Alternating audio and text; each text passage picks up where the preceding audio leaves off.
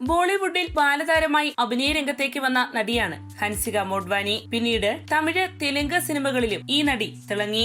എങ്കേയും കാതൽ, വേലായുധം, ഒരു കാൽ ഒരു കണ്ണാടി, സിംഗം 2 എന്നിങ്ങനെ ഒട്ടനേകം ഹിറ്റ് ചിത്രങ്ങളിൽ ഈ നടി അഭിനയിച്ചു.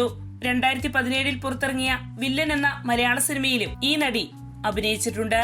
അടുത്തിടെ ഭർത്താവ് സൊഹേൽ ഖദൂരിയിൽ നിന്ന് ഹൻസിക മോഡ്വാനിയുടെ വിവാഹമോചനം സമൂഹ മാധ്യമങ്ങളിൽ ഏറെ ചർച്ചാ വിഷയമായിരുന്നു.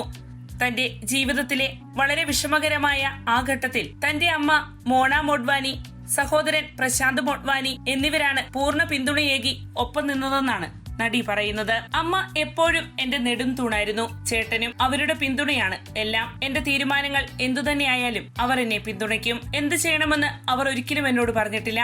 അവസാനം സന്തോഷവും ആരോഗ്യവും നിലനിർത്തുക എന്നതാണ് പ്രധാനം, നടി പറയുന്നു.